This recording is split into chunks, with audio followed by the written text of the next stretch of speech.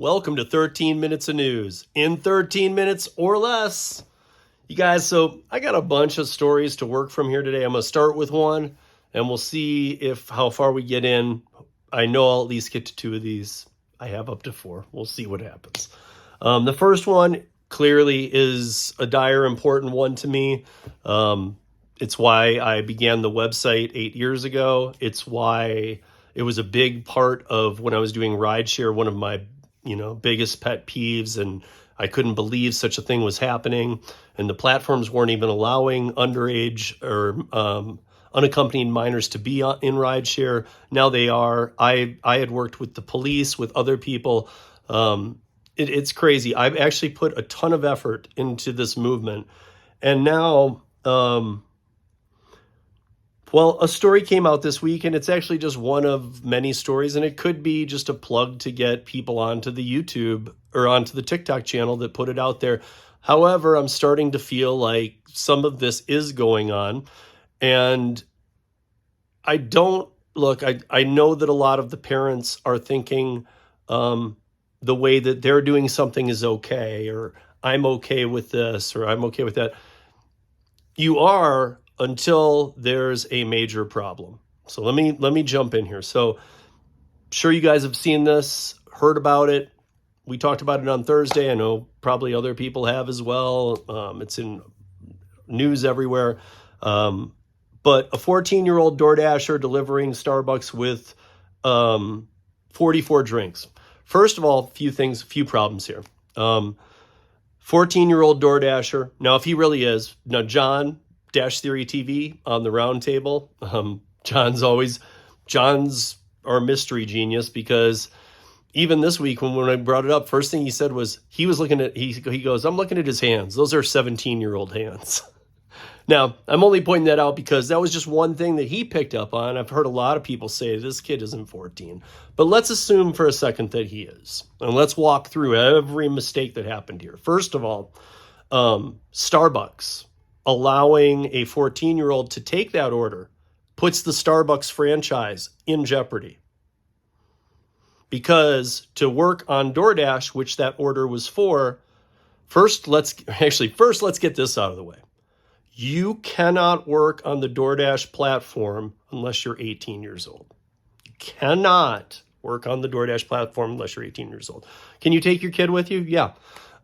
In the car, I've even told you guys that I'm looking at, while I'm doing some driver's training with Max, having him drive. But if you've listened to me, I've said I'll have him drive, and then if a ping comes in and I accept it, I'll tell him to drive to the restaurant. Now, once we're to the restaurant, he needs to get into the passenger seat. I will get the food if I'm doing this, and I will bring it back to the car. I will take it to the door, and I will bring it back and then end the order, ending that job, completing it, getting paid, and then he can take back over, because he is in no way protected. So even if I do everything I just said, which, first of all, again, we don't have to like them, but the terms of service say 18. Don't screw with child labor laws in this country. If you want to, you guys Google it. See how anybody that screwed around with child labor laws, see how they fared. See how long they lasted. But here's the thing. I get why it's cool. I get thinking I'll just have him run it to the door. Here's the thing. If you're on the DoorDash platform and somebody has a broken step and their lights out, and of course we're not ever looking to sue anybody, but if something tragic were to happen to you, your insurance didn't have you covered, and it was due to the fault of the house, we all know that burden falls on the homeowner. Even with proper lighting and no break in the sidewalk or something to trip on that everybody trips on kind of thing. Maybe you have a perfect sidewalk and your lights are on, and if somebody trips, you're still responsible for that person when you've ordered from the platform and you have them coming on your property. Because it's the same thing as you have to invite somebody into your house. You've now invited them to deliver your food. However, you did not invite their child to deliver your food.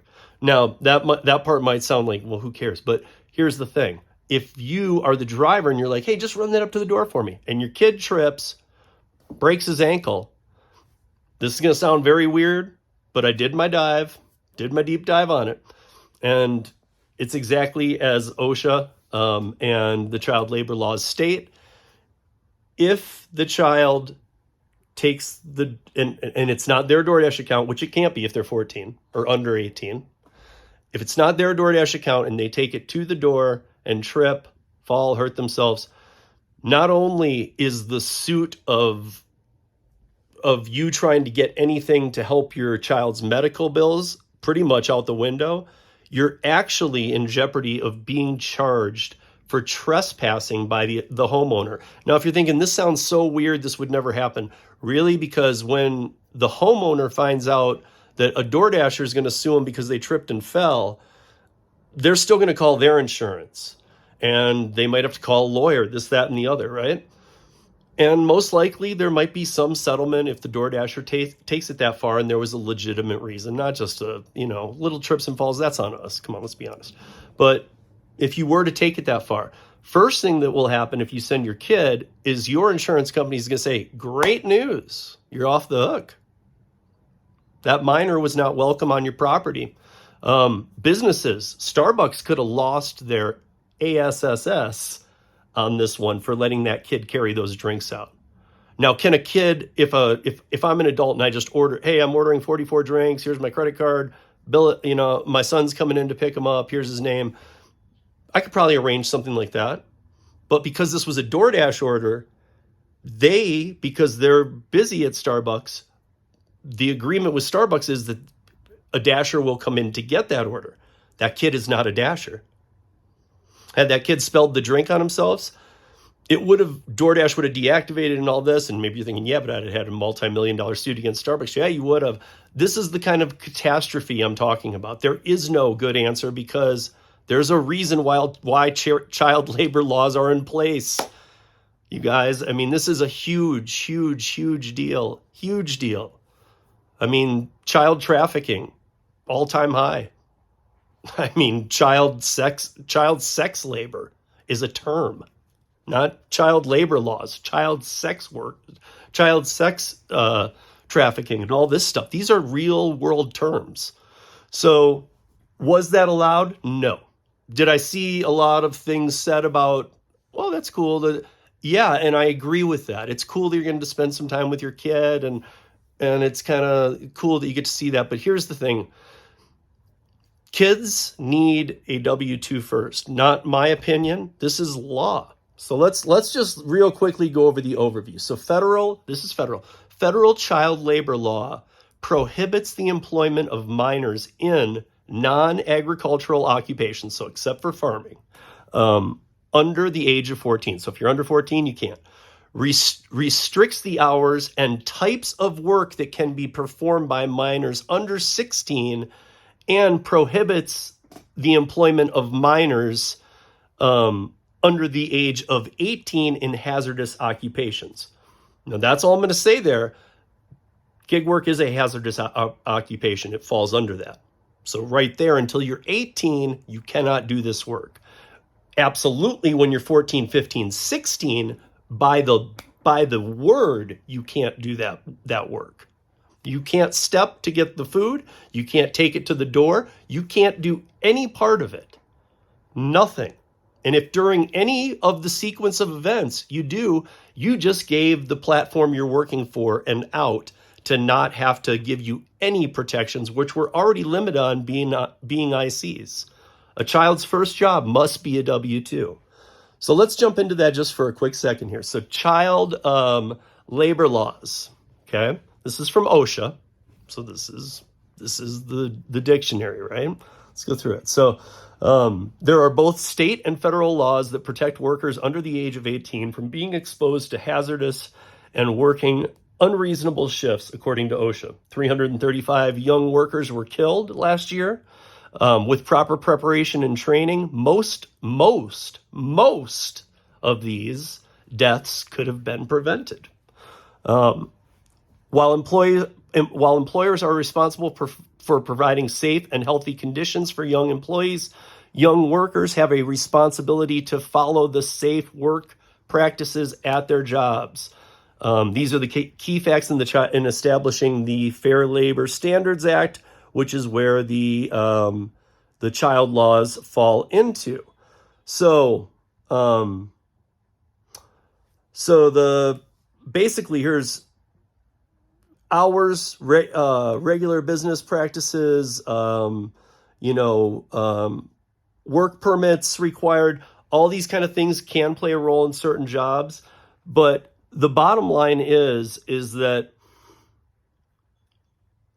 if you have a W-2, you're very protected. If you work for McDonald's, you're very protected. They want to see a 14, 15, 16-year-old be employed as a W-2. And to be honest, I am an independent contractor since the late 90s, so for a long time. But I've had many W-2s. And I actually agree with this wholeheartedly. Every child should start off with a W-2. If they don't, they won't understand how work ethic works in this country. I'm not saying that not having a W-2 makes it that you have a bad work ethic, but if you've never worked a W-2, you can't compare the two. And if you can't compare, you can't weigh in on work ethic. You can't. Maybe in another country where they don't have a W-2 or they have some other type of standards, but here in this country, this is part of it. We need you to understand what a W-2 is and how taxes work and things like that. That's what draws a lot of us to want to be our own bosses and whatnot. However, undeveloped child minds do not belong in the gig space, around it, or anywhere near it. It is still completely undefined, and the only reason it looks kind of appealing until something happens. It's bad enough when something happens to delivery drivers, rideshare drivers, other gig app workers. But what about when we hear a story and it's not a 32-year-old, but it's a 14-year-old? That's all I got, guys, for this week. Be here August 5th, the day after GigCon, for the town hall. Stay tuned for lots of information on that. The event is growing huge. It's the GigCon on 4th of August in Denver, 5th of August in Denver, the town hall. And it's going to be quite the event. That's it, guys. That's 13 minutes of news, just under 13 minutes. And I'll see you back here next week. Peace!